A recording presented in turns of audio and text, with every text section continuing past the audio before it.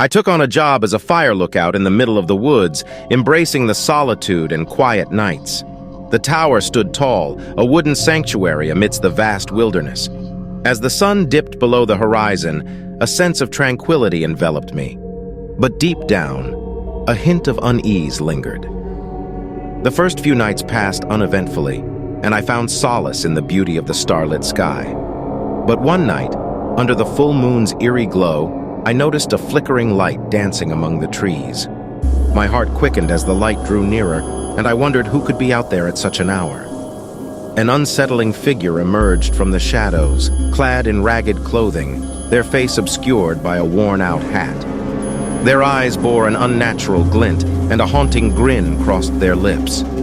Fear gripped me, and I instinctively retreated into the shadows, hoping they hadn't noticed me. In a chilling, hollow voice, the stranger said, "I see you, little lookout, alone and afraid.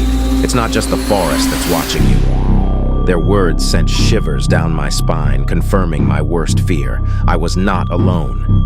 Frantic, I tried to reach out for help, but the phone line was dead, and the radio emitted only static. Panic surged within me as I realized I was isolated, cut off from any assistance. Determined to confront the stranger, I armed myself with a lantern and ventured into the dark woods, following their enigmatic trail. With each step, the forest seemed to come alive, the trees whispering secrets in the wind, and shadows danced around me.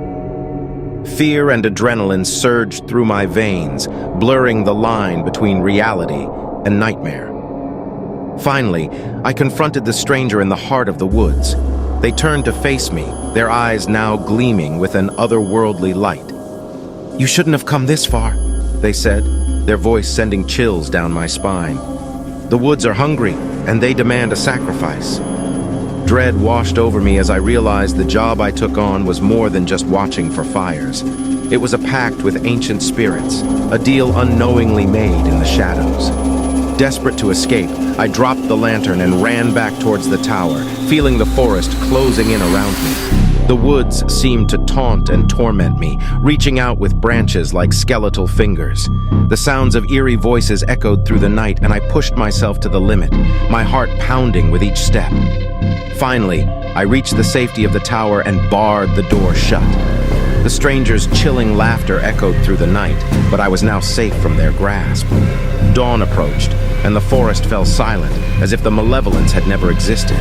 But I knew I could never leave the tower again.